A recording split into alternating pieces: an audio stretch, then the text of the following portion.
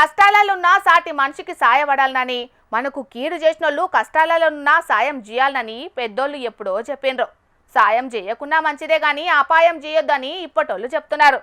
కానీ అవన్నీ మాకేం బట్టాయి, మా కథ వేరే ఉంటదని వీళ్ళేం పని ముంగటేసుకున్నారో చూడుండ్రి.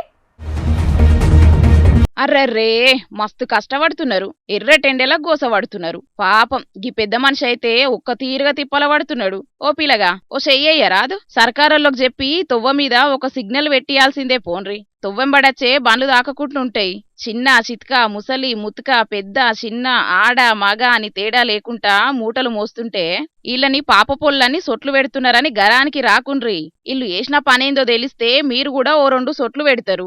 ఏలూరుకెంచి హైదరాబాద్కు పోతున్న కొబ్బరి బోండాల లోడు డీసీఎం వ్యాను సూర్యాపేట జిల్లా రాయన్గూడెం కాడికి రాగానే పల్టీ కొట్టింది. డ్రైవర్ అన్నకు చిన్నగా దెబ్బలు కూడా దాకినాయట. చుట్టుముట్టలు దావకానకు వేసుకపోయినరట డ్రైవర్ అన్నను. ఈగాడెవ్వలు లేంది చూసి తొవ్వంటి పోయే జనాలు కొబ్బరి బోండాలను పోతం పెట్టిండ్రు. సంచులు తెచ్చుకొని మరీ దొరికిన కాడికి దోసుకపోయిండ్రు. 2 లక్షల రూపాయల మాల్గా అయిపోయిందట. వ్యాన్ కూడా వేసుకపోయేటోళ్లే గాని సంచిలా వట్టదని ఇడిసబెట్టినట్టున్నారు. మహేష్ బాబు కలేజ సినిమాలో చూపెట్టినట్టు చూసేది చూడంగానే లారీ కొబ్బరి బోండాలు కథం పట్టించిండ్రు. ఇసొంటివి చూసినప్పుడే మనుషులు మానవత్వాలు మరిచిండ్రని అనిపిస్తుంటదుల్లా.